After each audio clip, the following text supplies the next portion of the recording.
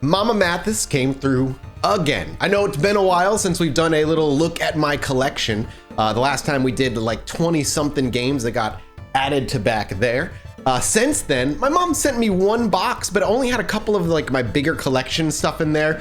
She finally sent one of the bigger boxes that was still at her house since I've moved, filled with other things that were inside. Basically, the rest of my RPG collection that goes up into the PC collection. We're talking SSI games, Baldur's Gate games, and a bunch of other stuff. And I'm really excited to have this because I think this is the last big box of PC games that still sits at my mom's house. I think the only thing left there are a couple more boxes of my SNES games, which I also got. I got a huge chunk of my SNES games, but I didn't do a video on that either because I think I'm gonna wait for the whole thing to get here, and then I will do one big video on all the SNES games that I've gotten. So as you can clearly see here by what you're looking at, this has been a giant box of RPGs. Specifically from the late 80s all the way to about the mid to late 90s, kind of spanning an entire decade's worth of game development here. And there's some really good stuff in this box that I am very proud to own,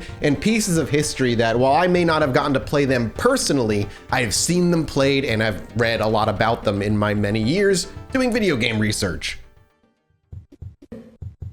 First thing we're going to look at is the handful of gold box SSI RPGs that I've gotten in this box. You can see a handful of them here, all lined up next to the Ultima ones, which are actually kind of important to the legacy of SSI games.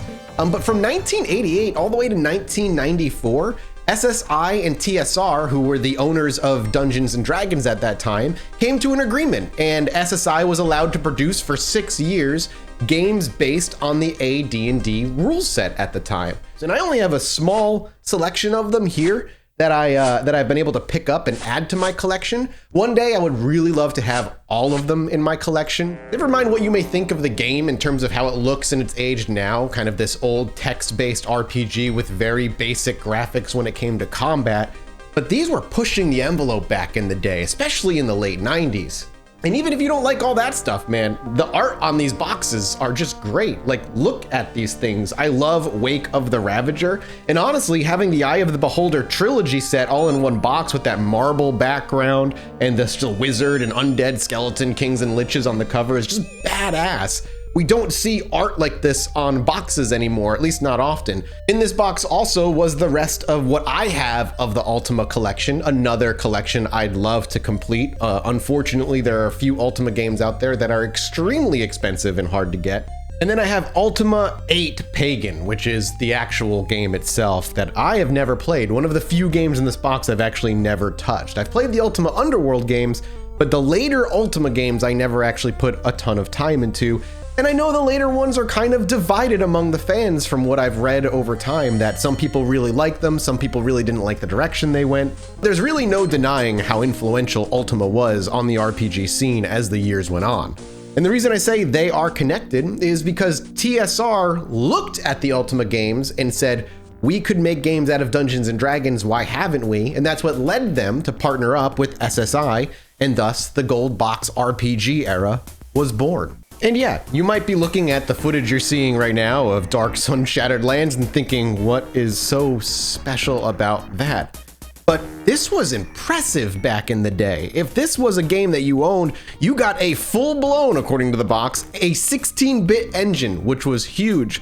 But these were some of the few games where you had a high level of customization for your characters, the classes you were playing, being able to equip them, name them, and build your own party. With so many numbers being crunched in the background, it was just something consoles couldn't really do at the time. I mean, we were looking at just having the NES and towards the end of SSI's RPG life, the SNES. With the SSI RPGs, people could lose themselves in them and lose hours and hours and hours of their life living the adventure that they lived in their heads when they played D&D at home. And there's no question that the SSI Gold Box RPGs pushed the genre forward. Which brings us to what the next iteration of D&D RPGs was, thanks to Black Isle Studios, the era that I think most people are familiar with, and we'll just call it the Forgotten Realms era of RPGs. Baldur's Gate's an interesting one, because it's a game that came out before 3rd edition was finished, but well into its development, and because of that, Baldur's Gate is kind of a mix of both 2.5 and what would be 3.0 rule systems meshed together to make a game. But long gone were the days of endless text menus and text RPG tropes, and instead, now we had something that was much closer to a modern video game. And that would only go on to be expanded later on in Baldur's Gate 2, perhaps the best known game of this particular series. Later, they would of course go on to make Icewind Dale, but it's really Baldur's Gate 2 and its expansions that really solidified how classic the Baldur's Gate series would be in the eyes of video gamers 5, 10, 15 years later after its legacy. I personally cannot wait to finish collecting the Black Isle RPG Studios games from this era, and I pretty much have, I would say 85% of it, and this was a huge chunk that I was missing that didn't come in the box that had all the rest of it. Unfortunately, in this box, I only got the expansions to Baldur's Gate 2. The actual game is probably still in one of the boxes left in my mom's house, but this actually gives me a great opportunity to show you what it was like to get an expansion back in the day. It wasn't this small little plastic case or a DLC code that you got. It was a full-on gaming purchase experience that came with its own CDs and manuals and little feelies on the inside. Here you're actually looking at the Shadows of Alm and what that came with when it was bought. And in a world now where DLC and small expansions are the norm, back then you got one expansion maybe a year or two after the game's release that really just doubled the size of the game you were playing. And I know I've said it a million times and I'll say it again, one of the things I miss most about big box PC game collecting or just old video game collecting, even consoles, was the stuff that would come inside the box. The physical feelies that made it feel like you truly got a piece of that world when you bought the game. That's really what it was for me. It helped immerse me into the game.